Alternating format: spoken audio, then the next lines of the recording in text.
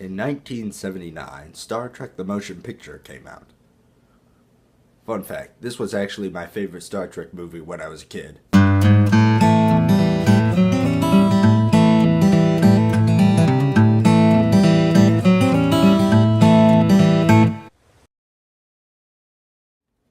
Welcome back to another Small Dam Productions review.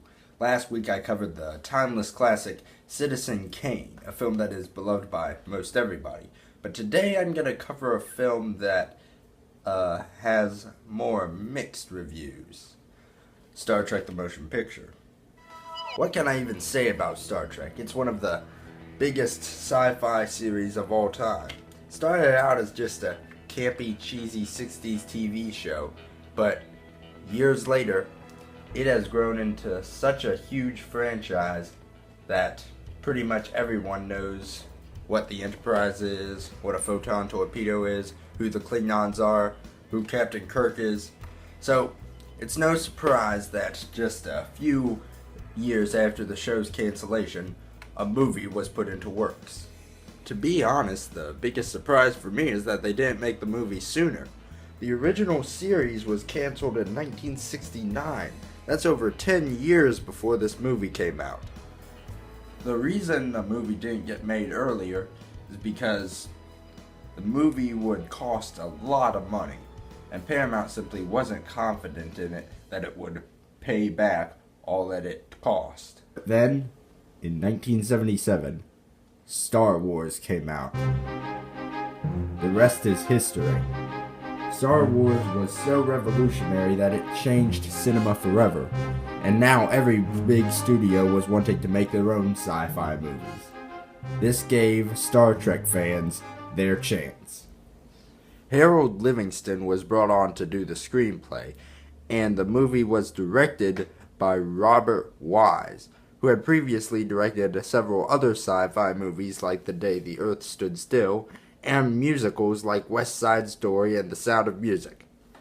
That's right, the director of The Sound of Music directed the first Star Trek movie. The movie was released in December of 1979 and grossed $139 million worldwide.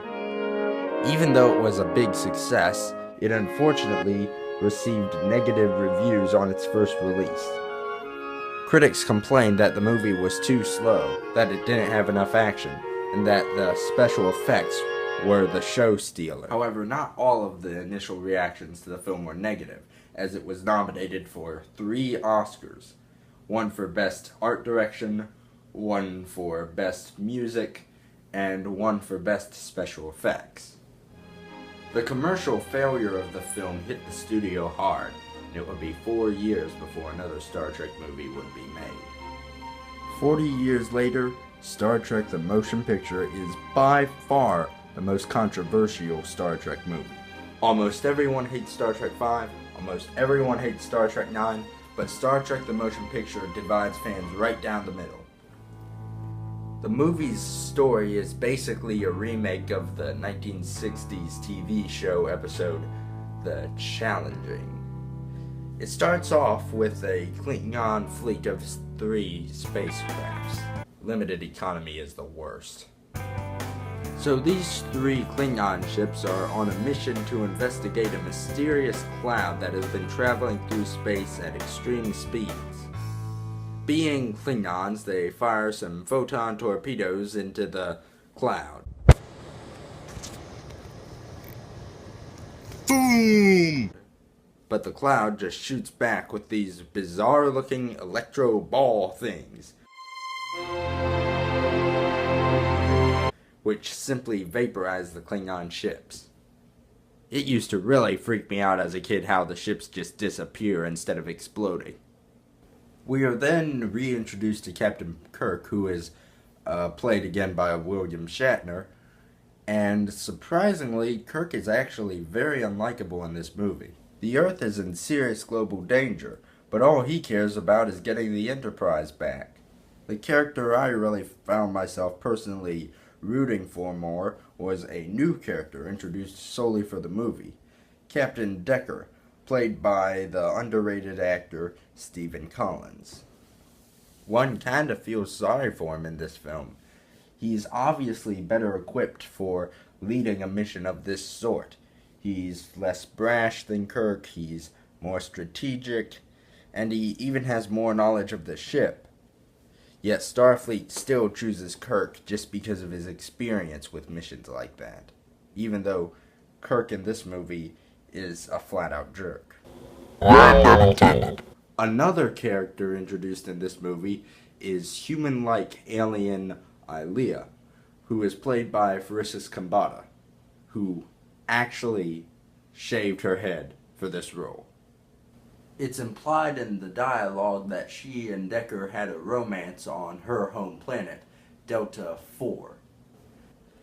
This is brought up again at the end by the movie's climax, which I'll admit is very powerful. So all of these characters, consisting of both new ones and original cast members from the original series, set off to intercept the cloud and hopefully be able to reason with whatever is controlling it. So what do I think of Star Trek the Motion Picture? I think it's pretty underrated. The special effects are flat out gorgeous. The music is grand to listen to. The characters are mostly memorable, and the story is very true to the Star Trek spirit.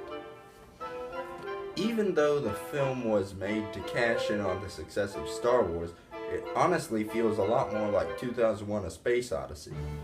The movie moves along at a very slow pace. If you're looking for an action movie, you will definitely not like this one.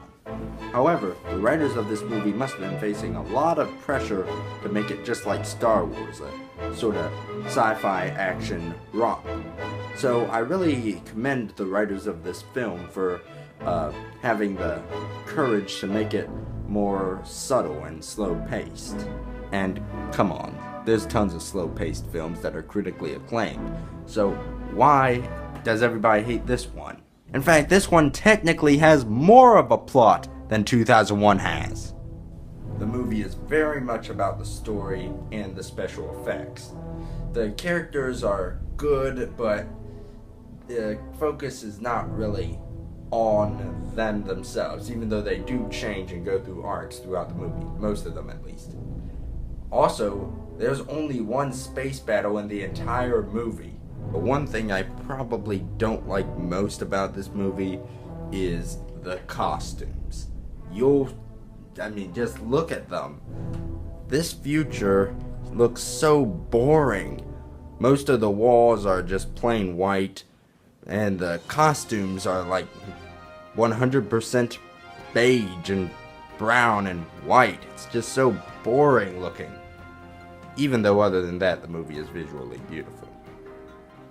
So, all in all, I don't think this movie deserved the bad reception that it got on its original release.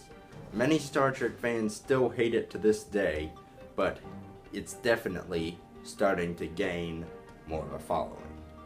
This has been Signature, and until next time, you're gonna have to watch me dance to 70s music.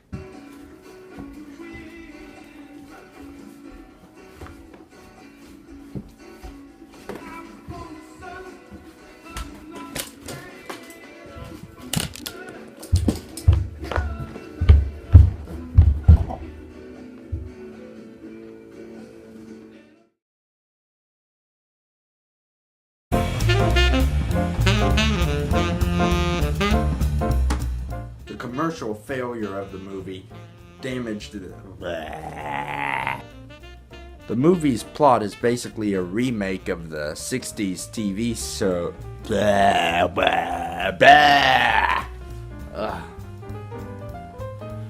Many people complain that this film tries to be more of a story.